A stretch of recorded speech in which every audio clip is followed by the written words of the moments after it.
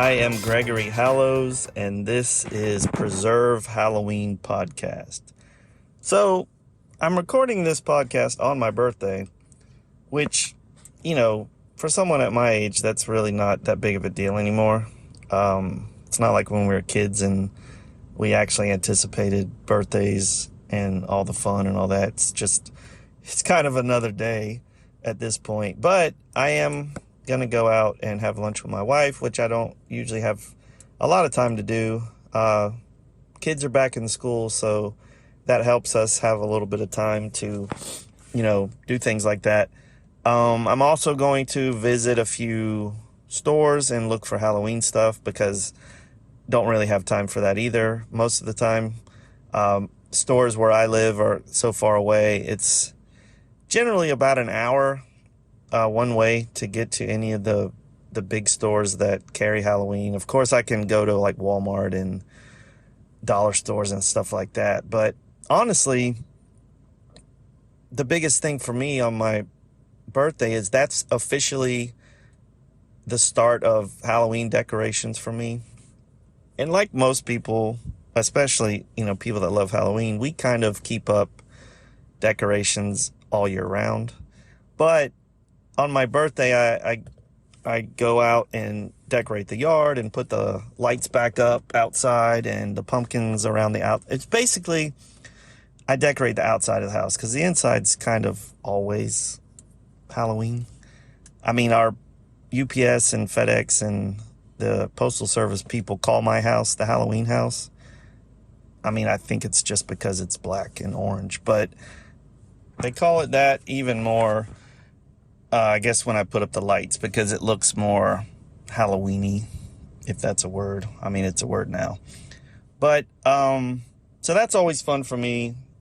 My birthday kind of kicks off Halloween for me in a different way. Because, I'm always looking for Halloween stuff. But speaking of that, I came across a very awesome deal on some vintage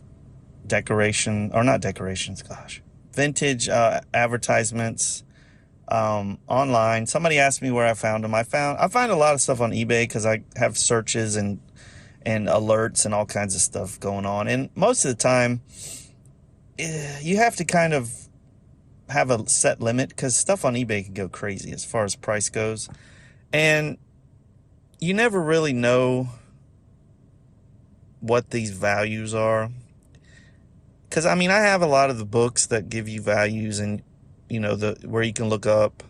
Mark Ledenbach's books are wonderful as far as cataloging and trying to find information about certain items. But like I always say, or like I have said before, I don't know if I always say it, but pricing for antiques or pricing for anything that's posted in a book is obsolete as soon as the book is printed. Because ultimately, the value of an item is what you're willing to pay for it. Because, there's some people that think certain cars are worth nothing, but there's also those same, cars that for a certain person it's invaluable. So that's kind of how anything goes. But yes, Halloween vintage and antiques and everything to do with Halloween has just gone crazy as far as price goes. So it's still fun to find deals, but I just bought a lot of probably 100 or so advertisements. And I don't know yet because I haven't received them. I just saw a lot of pictures. I don't really know yet the quality or condition of them, but they're paper, and some of them are newspaper ads, some of them are magazine ads. And the thing about, vintage Halloween collecting is a lot of that, what you're going to get is paper products. And I always say, here I'm saying always again, I don't know why I always say that. Anyway, I guess that's the whole point of a train of thought podcast is this is all off the top of my head. So anyway, the thing about collecting vintage Halloween is a lot of it's paper products. And, you know, those items were not meant to save or keep. Like the bogey books that Dennison put out, they're worth so much because they were just an ad, basically. And after that season was over, they were meant to be thrown away because they weren't making them again and had a new book. A new bogey book came out the very next year with new items or some of the same items or whatever. But paper products were meant to be used and discarded. They were not meant to be kept and put away. And, that's, it's the same as anything that, household goods, they're not really meant to save. They're meant to be used and then you're done with it. So, vintage postcards, vintage Halloween decorations, vintage advertisements, that's not stuff, newspapers. That wasn't something that was meant to be kept. You read it and then you got rid of it, or you recycled it now. I mean, or back then I would assume they burned it or used it for kindling or something, but that stuff is not meant to be saved. So the fact that they exist now, like one of the advertisements I'm getting is from 1906, I think. So that's insane to me, but that's the history I'm trying to preserve. I mean, that's the whole preserve Halloween. That's the point of it is when I find this stuff, I want to make sure it's saved and it can be shared. So I bought the lot of every Halloween advertisement that this guy was selling. I looked through most of it, and there are some duplicates, but for the most part, there's really cool Halco ads, and there's a lot of Ben Cooper stuff, and there's some Collegeville, a lot of costume ads, and there's advertisements for products and companies that don't exist anymore, which helps me with just archiving this stuff. I found a company, somebody I think asked me about it. There was a mask company in New Orleans, and I found an ad from them, which was crazy because, I'm not very far from New Orleans. So it's neat to see that. But I can't wait to get all this stuff. When I get it in the mail, it should be coming next week or so. When it arrives, I'll make sure I take a picture and kind of go through it. But I will be I don't know if I want to bring the originals. I've been contemplating that. I may bring the originals or the best copies I can to the festival in November, because I want people, I don't want to buy all this stuff and just hoard it. I want to share it and let people see it. So at the fest is going to be, one of my first chances to kind of set up a little mini museum for people to kind of look at some of this stuff. And I'm hoping it's as interesting to, the people who attend as it is to me. Because, imposter syndrome, we get that a lot. Does people care about this? I know there's Halloween lovers. I see them on Instagram every day. But are people going to want to come and see this stuff? I hope so, because it's going to be really fun for me to bring it. I'm going to bring some, blow molds and some of these advertising. And I've got a little secret project I'm working on involving, I don't really want to talk about it. That's the whole point of it being secret. But I have a project I've been researching for years, and I'm hoping to have some information on that at the show. But back to, I think I was talking about this before, about one of the things I'm doing today is going to get to visit some stores and kind of do some Halloween shopping. I'm going to go to Spirit Halloween, and I think Spirit Halloween is one of those places that you either really like it or you don't care for it at all. There is not really an in-between. I like to go there. I've bought some things from there.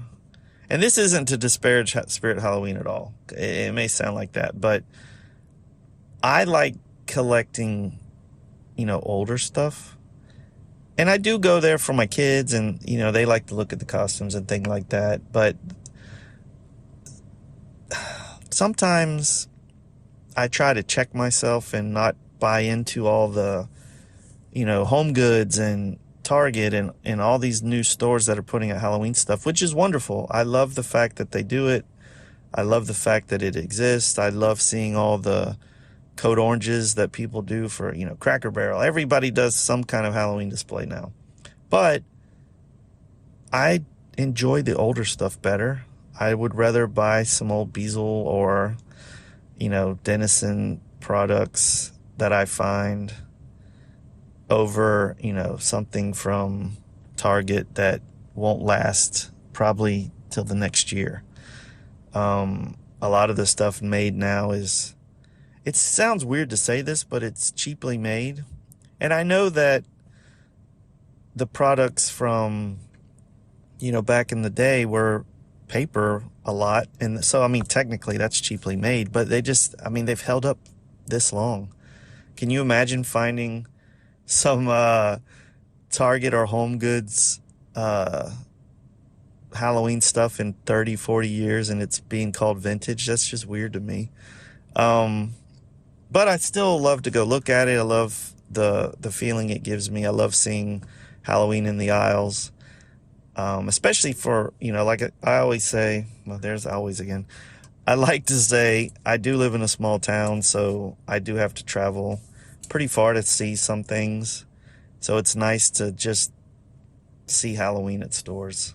So I will be going to Spirit Halloween today and kind of checking out what they're doing. And they are doing this Chief Spirit Officer competition right now. I think that's what it's called. It's a great idea. I hope it turns out. The grand prize, I think, is a lot of money, like 10 grand, I think, which would be awesome. I can imagine getting a lot of antique and vintage Halloween stuff for 10 grand. But I'm on the fence about even applying to do it. I think it would be fun, but I think it's a conflict of interest for me. I don't know. It just seems weird that be running the Halloween Preservation Society and then also be the chief spirit officer for Spirit Halloween. I hope it involves their children's charity. I hope that the person that wins gets to do a lot of work with that, because that's a wonderful thing that they're doing. Same with, Ween Dream and the Bat World Sanctuary. I like charities, and Ween Dream right now is what I have up as my fundraiser for my birthday. I think I'm halfway to the goal. I didn't do a huge goal, but I'm halfway to the goal for them. They give out Halloween costumes to kids that can't afford them, which is, that's just awesome. But back to Spirit Halloween. I would love to actually interview the person who wins and find out what it is they're actually going to get to do as the, I guess CSO, Chief Spirit Officer for Spirit Halloween. But like I said, I think it's great. I love seeing all the Halloween posts, but I'm a more vintage antique guy. I do buy this stuff at stores. I'm not going to be a hypocrite. I'm not going to lie. I love going shopping for Halloween, no matter where it is. But I wish there was a store that exists that I could walk into and buy, a lot of this vintage stuff, which I guess technically that's eBay and the internet, because that's where I pretty much find everything that I own. But anyway, I'm kind of rambling, which I always do. I'm about at that 15-minute mark where my brain forgets what I was talking about, because as soon as I hit stop on this record, I remember a few things that I forgot to talk about. But I talked about my recent vintage ads purchase. I talked about, the Spirit Halloween contest. I talked about imposter syndrome, like I seem to do every podcast. And it's my birthday, so I am going to go out and have a good lunch. I'm going to go look for some Halloween stuff. I'm going to work on the festival. The festival I keep mentioning, if you don't know yet, it's the Preserve Halloween Festival in Irving, Texas. November 19th through 21st. And you can find out more info at preservehalloweenfest.com.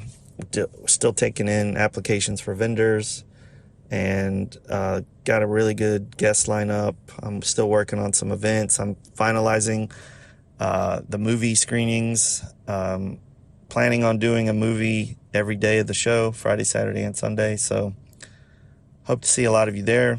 And, as always, preserve Halloween.